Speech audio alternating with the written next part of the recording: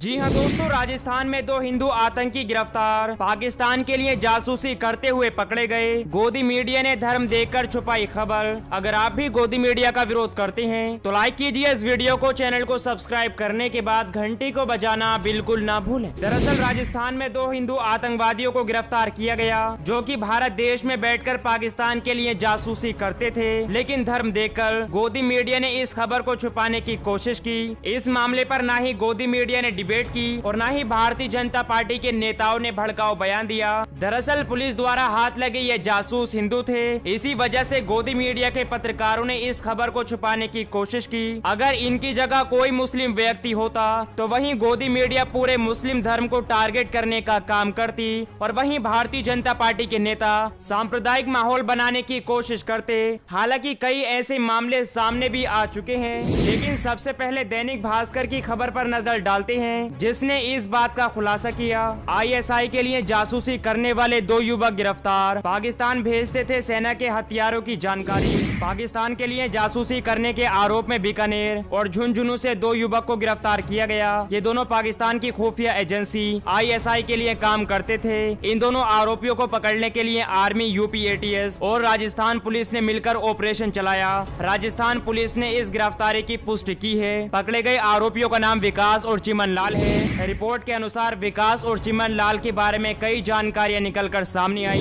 विकास झुंझुनू में रहने वाला है, उसके पिता सेना से रिटायर्ड हैं। इसके अलावा विकास बीकानेर में सेना से जुड़ी अहम जानकारियां पाकिस्तान तक पहुंचाता था। जांच में मालूम चला विकास ने अभी तक सेना के order of battle, composition, order of military funding formation, गोला बारूद की फोटो और उससे जुड़ी गोपनीय जानकारी पाकिस्तान तक पहुँचा चुका है। देखा जाए तो पाकिस्तान का जासूस विकास ऐसे कारनामों को अंजाम दे रहा है, तो वहीं दूसरी तरफ चिमनलाल पानी की सप्लाई के बहाने रेस की तस्वीरें लेता था। किसी को शक ना हो इसके लिए विकास अपने भाई हेमंत के अकाउंट में पैसे मंगवाता था। हाल ही में इसके लिए आईएसआई ने 75,000 रुपए दिए थे। उसने अपने भाई हेमंत कुमार के खाते में मंगवाया। पुलिस ने हेमंत को भी हिरासत में ले लिया है। देखा जाए तो ये खुलासा तब हुआ जब 75,000 रुपए चिमनलाल के भाई हेमंत के खाते में आए थे।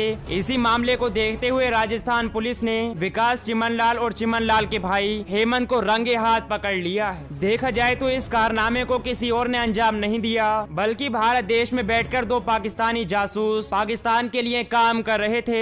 देखा जाए तो इस गंभीर मामले के बाद पाकिस्तान भेजने वाले गिरिराज सिंह, दंगों का आरोपी मुसलमानों को बताने वाले कपिल मिश्रा, देश के गद्दारों को गोली मारने वाले अनुराग ठाकुर, इन सभी नेताओं की बोलती बंद हो चुकी है, क्योंकि इस गिरफ्तारी में हिंदू जासूस पकड़े गए। इसके अलावा गोदी मीडिया में भी सन्नाटा छाया हुआ है। देखा जाए तो गोदी मीडिया और भारतीय जनता पार्टी के नेता धर्म को देखकर निशाना बनाते हैं, क्योंकि इस गिरफ्तारी में चिमनलाल और विकास हिंदू धर्म से संबंध रखते थे।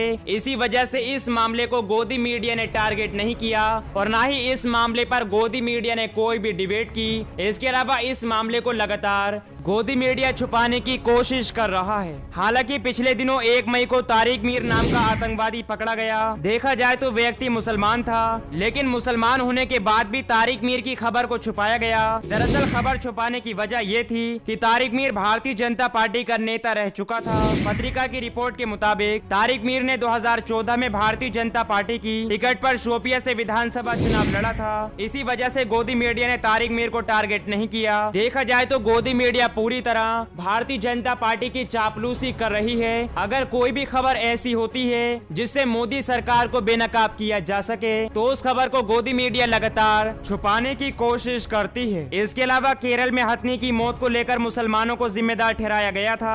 मुसलमानों को फंसाने में कोई और नहीं बल्कि भारतीय जनता पार्टी के नेता, सुप्रीम कोर्ट के वकील और यहाँ तक कि अपने आप को पत्रकार कहने वाला दीपक चौरसिया का हाथ था। इन तीनों ने मुसलमानों को हथनी की मौत का जिम्मेदार बताकर अपने ट्विटर हैंडल के जरिए ट्वीट किया, लेकिन सच सामने आने के बाद तीनों ने अपने ट्वीट को डिलीट कर दिया। देखा जाए तो हथनी की मौत को लेकर कुछ लोगों ने मुसलमानों को फंसाने की कोशिश की, जिस वजह से हथनी की मौत को लेकर सांप्रदायिक माहौल गोदी मीडिया और भारतीय जनता पार्टी द्वारा बनाया गया, क्योंकि इस मामले में मुसलमानों का हाथ बताया जा रहा था। लेकिन जांच पड़ताल में हथनी की मौत का जिम्मेदार विल्सन नाम का व्यक्ति था, जिसे केरल पुलिस द्वारा गिरफ्तार किया गया।